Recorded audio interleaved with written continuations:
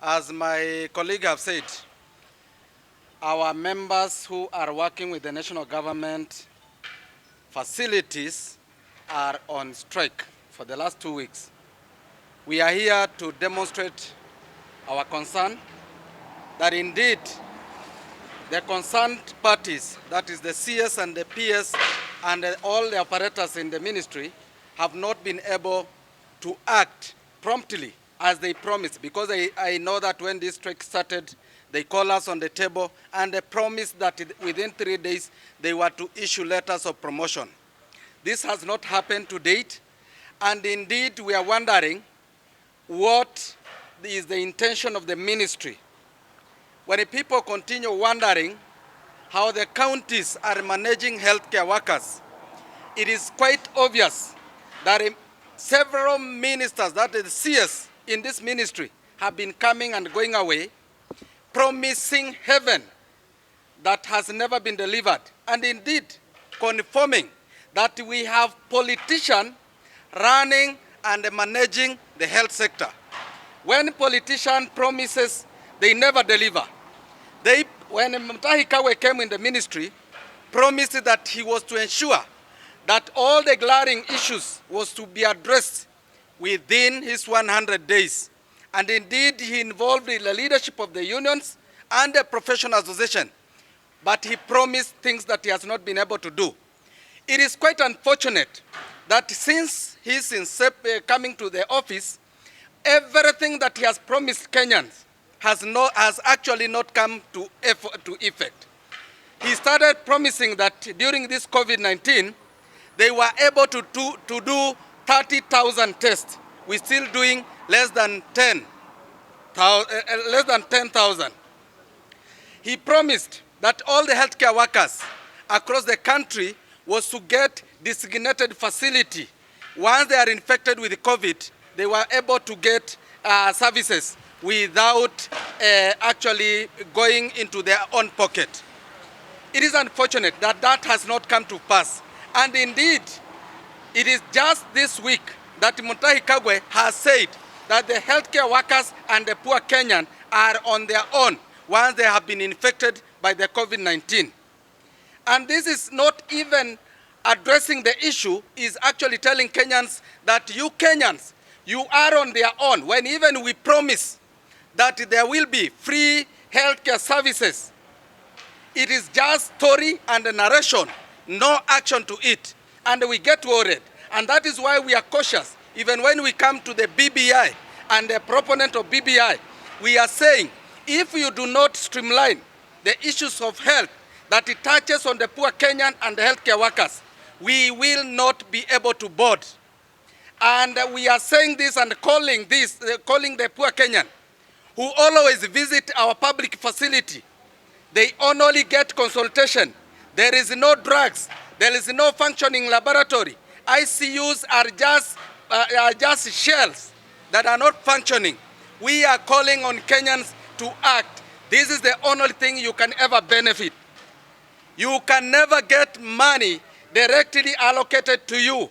And I want to say this. As we continue crying of understaffing, the politician of this country approves to actually increase the numbers of MPs, over 70, and the other positions that have been made, which we call of the Prime Minister and the deputies. I'm saying this because these people, if you provide the money that is going to pay these people, can be able to employ over 500 healthcare workers every year. Ukweli ama urongo? Because they only get, these people are paid 50,000. The people you are going to employ and telling Kenyans there is no cost. It is high cost and it is painful. Look at the BBI. The people, for the things that are entailing the politician, they are providing shall. The things that are entailing the poor Kenyan, they are providing that there will be legislation. Legislation can never happen until there is political goodwill. And that is our clarion call for the Kenyan. Wake up and call for your right. Starting from health up to everything that it touches on poor Kenyans. And na nataka kusema hivi. Katika wakati huu wa sasa ambapo wanajenga madaraja, tumesema kwamba tunajua kwamba kuna nia nzuri na wale ambaye labda walianzisha, lakini wale wamewazunguka hawana nia nzuri, na tumesema kwamba lazima viongozi wale wa BBI ama ili initiative ya kujenga madaraja wakumbuke kwamba kujenga madaraja sio kwa ajili ya wale politician peke yao, na sio kwa ajili ya wale ambaye wana mali peke yao. Ni kwa ajili ya Wakenya wale walala hoi, ni kwa ajili ya wafanyakazi na wahudumu wa afya, na ni kwa ajili ya kufanya huduma iwe safi katika hospitali zetu za sekta ya afya.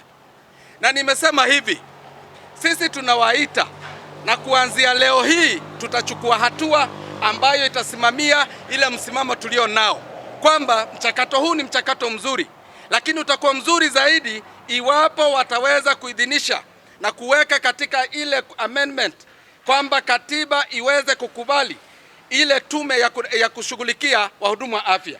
Na kama hiyo haipo, ili kusudi mambo ya promotion izishughulikiwe vizuri, ili kusudi wahudumu wa afya waweze kuajiliwa na sio kwa kandarasi duni, na waweze kupewa maneno yao yaweze kuwekwa vipaumbele ili Wakenya wapate huduma wanayohitaji. Na tumesema mtukufu rais, ngoja niseme mtukufu rais, una nia nzuri, lakini wale umeweka kwenye ofisi, nataka urejelee ahadi zao zote zile ambao wamepewa Wakenya. Hazijaweza kutimia hata moja, hasa kwa wakati huu wa COVID. Sasa tumetangaziwa kwamba tutaendelea kufa. Leo hii tukisimama hapa tumewapoteza wanaafya 31.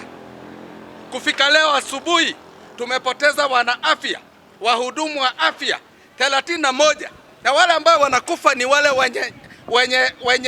wenye taaluma ya kutosha, specialist, lakini tumeweza kuachwa sisi wenyewe. Na ninashangaa ni kwa nini hata bunge letu linaruhusu watu ambao wameshikilia vyeo nchi hii kama CS kwenda kutangaza kwenye bunge kwamba ikiwa umeshikwa na COVID ni juu yako. Na siku zilizopita alikuwa ameahidi kwamba Wakenya watashughulikiwa vya kutosha na wataweza kupewa matibabu hata ikiwa wakiwa infected, haso wana afya.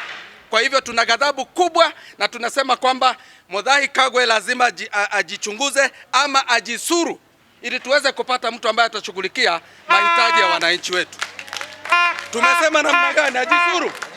Ajisuru, na viongozi wale tuko hapa kwa hii kauli tutaendelea kuhubiri. Na yeye hata kama ataendelea kukaidi na kukaa kwenye ofisi, ajichunguze moyo wake. Tunajua hajaienda kutafuta matibabu kwenye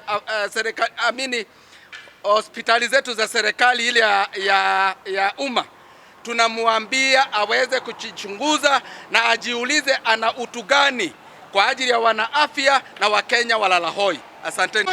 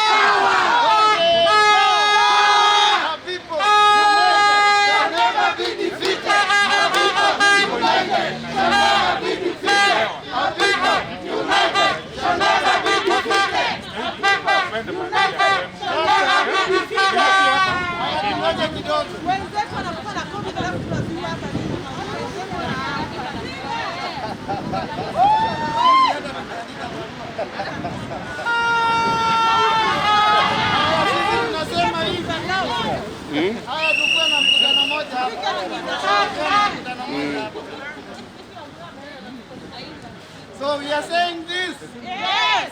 We are here to enjoy our constitutional rights. Yes. Article 37 of the Kenyan Constitution says that every Kenyan, kuna mtu mwenye si Mkenya hapa?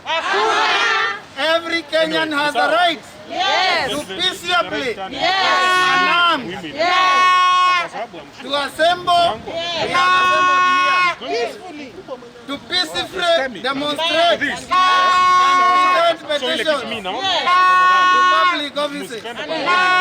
Sisi tumefuata hiyo na hakuna mtu akona mawe hapa. We are very peaceful. We did a letter to the OCPD and to the OCS. So our right to picket cannot be curtailed here. Na sisi tumekuja hapa kwa sababu tunataka kuongea na waziri. We are here because we want to talk with the CS Health. Na kama yuko tunataka kuongelesha PS. Kwa wiki mbili sasa watu wamekuwa mgomo. Wakenya wanaumia. Lakini hata hatujasikia kitu kutoka kwa waziri ama kwa katibu. Na hiyo ndio sisi tunakataa. We are here as the advocates of Wanjiko. Tuko hapa kutafuta haki ya Wanjiko ya kupata health services. Tutanyamaza. Tutanyamaza.